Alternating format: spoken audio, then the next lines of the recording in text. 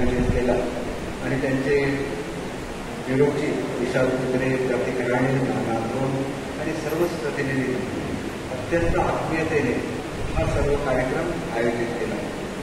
वेगवेगळ्या स्पर्धा आयोजित करणं, त्याची बक्षिसं देणं हे तर प्रत्येक वेळेला होतच असतं, परंतु किल्ल्याची स्पर्धा आयोजित करणं, गणपतीच्या सजावटीची स्पर्धा आयोजित करण्याबरोबरच युवा उद्योजकांना आपण जो कार्यक्रम तुमचं नाव घेत करायचं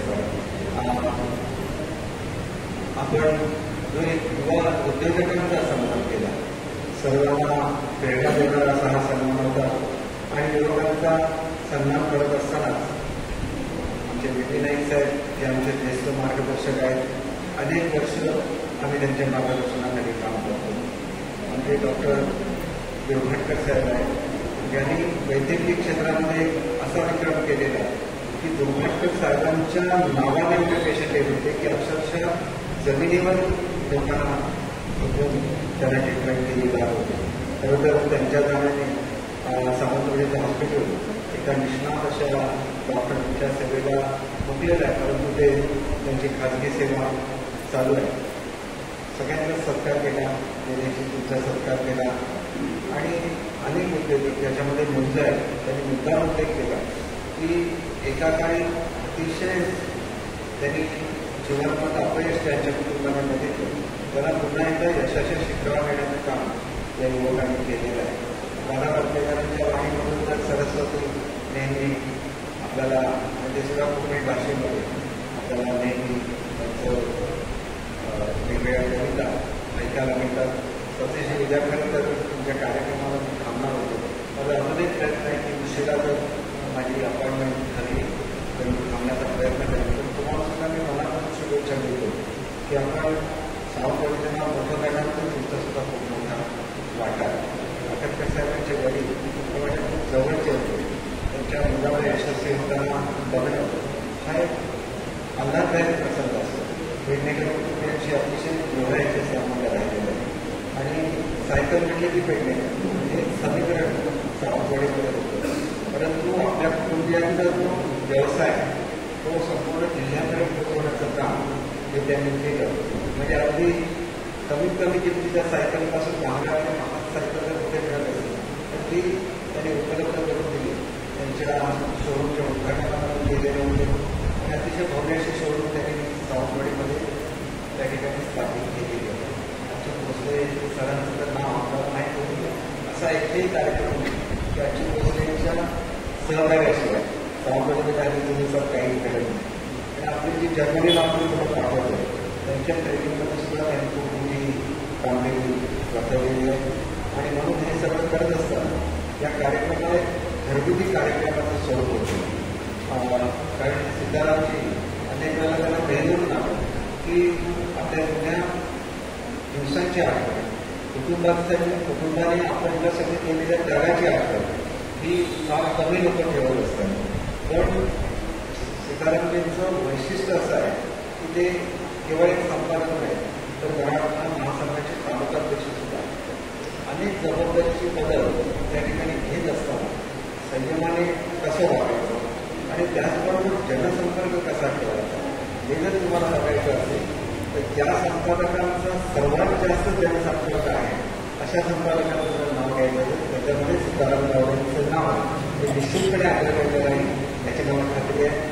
त्यांच्या सोबत जे पत्नी असतील, त्यांचा मुलगा आहे, त्याला साईबाबांचं नाव दिलेलं आहे आणि आपल्या वडिलांसारखंच तो शिक्षण घेत असताना त्यांनी वडिलांच्या बरोबरीने आपली सामाजिक जबाबदारी सुद्धा पार पडतो, त्याचं सुद्धा मनापासून कौतुक करतो. सर्व सत्कार व्यक्तींचं मनापासून या ठिकाणी अभिनंदन करतो. त्याची धनगराव हे सगळं करत असताना आमचे सर्व ज्येष्ठ पत्रकार मित्र या ठिकाणी बसलेले आहेत, त्यांचं नेहमी सहकार्य ते आम्हा सर्वांना वाढत असतं. आणि त्या निमित्ताने सीताराम गावडे यांनी सुद्धा या ठिकाणी आपल्या पत्रकारांची संघटना उभी केली जिल्ह्याची, त्याला पण केलं, अनेक चांगले उपक्रम केलेले आहेत, त्यांचं मी मनापासून अभिनंदन करतो. आणि हे करत असताना आपला कोकणी बाणा त्यांनी आणि कोकणी संस्कृती जपलेली आहे. त्यांच्या चॅनलची सकाळची सुरुवात ही सर्व देवतांच्या मननाने होती. आणि त्याच्यामुळे इतर स्वतः संपर्क आहे. परंतु कोकणामध्ये देवदेवस्कीवर त्यांचा फार मोठा अभ्यास आहे आणि त्याच्यामुळे अनेक देवतांची पूजन करत असताना त्यांनी त्याचा अभ्यास केलेला आहे आणि स्वतः संपर्कात असताना उत्कृष्ट कारण सुद्धा घालू शकतो. आणि त्याच्यामुळे अशा माझ्या एका ज्येष्ठ सहकार्याचं मी मनापासून कौतुक करतो. उत्तरोत्तर त्यांची प्रगती होत राहावं अशी ईश्वरांनी प्रार्थना करतो. ज्यांना ज्यांना किल्ले स्पर्धांमध्ये बक्षिसं पाहिजे त्यांचं मनापासून कौतुक करतो. छत्रपती शिवाजी महाराजांची आठवण ही पुन्हा सर्वांनीच जपलेली आहे. महाराष्ट्रात भारत त्यांच्या नमनाने आमच्या प्रत्येक कार्यक्रमाची सुरुवात होते. त्या छत्रपती शिवाजी महाराजांना वंदन करू. आणि त्यांनी आम्हाला मराठी माणसाला स्वाभिमान दिला. त्या बाळासाहेब ठाकरेंची नुकतीच जयंती आपण सर्वांनी साजरी केली. त्यांना सुद्धा या ठिकाणी नमन करतो. खरं तर आज बाळासाहेब असते तर मराठी भाषेला अद्या दर्जा प्राप्त झाल्याचा खरा आनंद जर कोणाला झाला असता तर तो बाळासाहेबांना झाला असता याची मला खात्री आहे. आणि अनेक काम करत असताना माझ्या जीवनामध्ये सगळ्यात चांगलं काम काय आहे तुम्ही जर समजत असेल तर तो मराठी भाषेला अद्या दर्जा मिळण्याचं काम असेल, मराठी धोरण जाहीर करण्याचं काम असेल, मराठी भाषा भवनाच्या निर्मितीचं काम असेल. तर तुम्ही काही 2-3 वर्षांनी मुंबईमध्ये गेला तर सर्वात मोठी इमारत मरीन ड्रायव्हरची ही मराठी भाषेची असेल. त्याचा माझ्या शिक्षण क्षेत्रातील केलेल्या कामाबद्दल आपण मला गौरव केला. म्हणजे पाटील साहेब नाही तुम्ही तुमचं नाव सगळ्यात शेवटी घ्यायचं असतं कारण तुम्ही आमचं सगळ्यांचं कौतुक केलेलं आहे. त्याच्यामुळे आदरणीय पाटील साहेबांनी सुद्धा मनापासून अभिनंदन करतो.